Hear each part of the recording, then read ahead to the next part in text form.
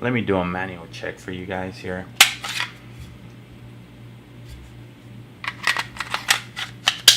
Anyways, this gun won't shoot unless the magazine is in it. Pretty cool. Where do I even start with this bad boy? Let me tell you a little bit about this gun. In the early 1990s, NATO wanted to get a substitute for the 9mm.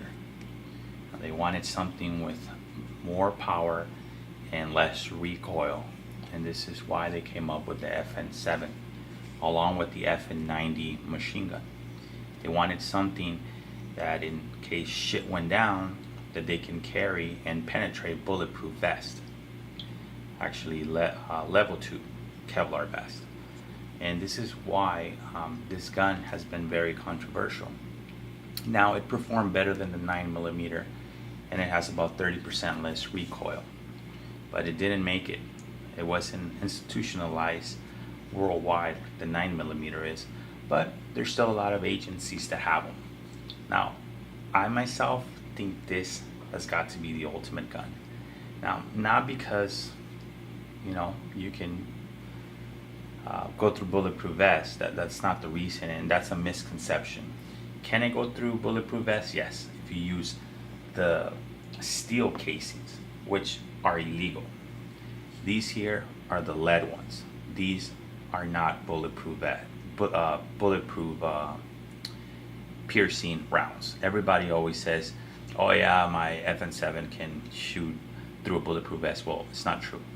You need the steel ones, and like I said again, unless you're in law enforcement or the military, you cannot get them.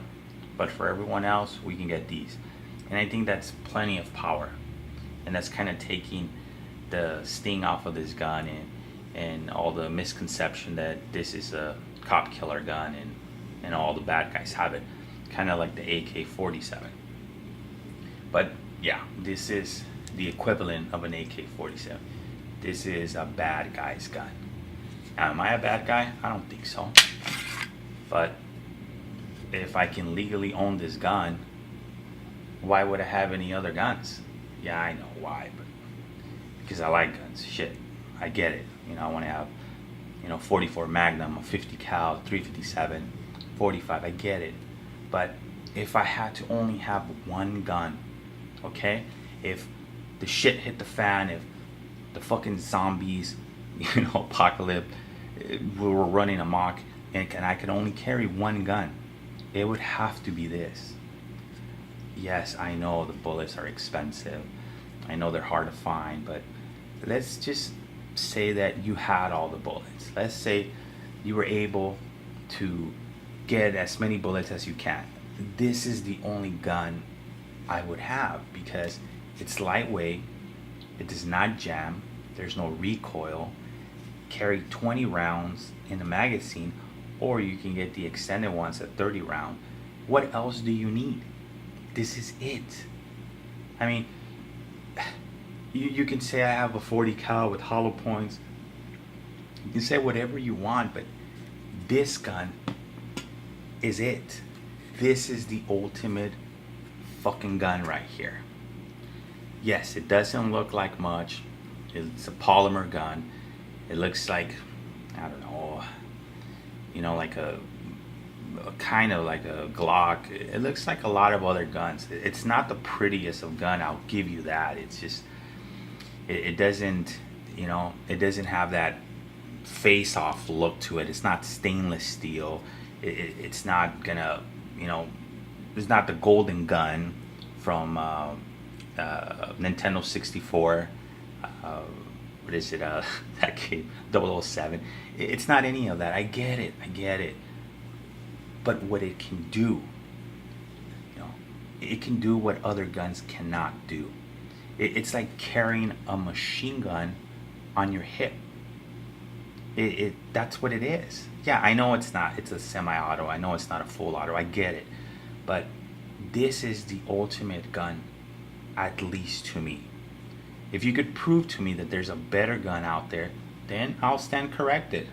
I don't have that much pride. And this is why this gun costs so much money. It costs almost $1,400, and I know that's a shitload of money. I know you could buy a lot of guns for that, and you could carry a lot of guns on you. I get it, but this is why only a few will be able to afford this gun.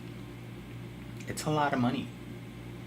But again, if you have 5, 6 of these magazines, you don't really need to carry anything else.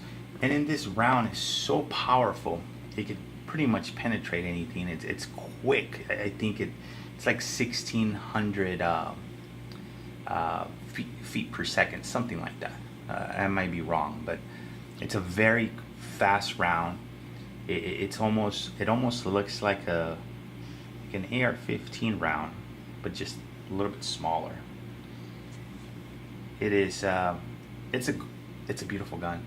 I'm shocked that people can own this gun. I'm shocked that I can own this gun. It's a bit shocking. It almost makes me feel like the first time my brother and I went, and after hearing all those things about an AK-47, AK this, AK that, and we walked into a gun show, and after filling out our Brady test, our Brady form, and did our background check, we were able to walk out with an AK-47. My brother and I felt like we got away with murder. Like we shouldn't have been able to own that. This is how this gun feels. This is overkill. But controversy or no controversy, you can own this gun, and it's fucking amazing. I gotta say the least. Yeah. FN7, fucking sickest gun I've ever held in my hand.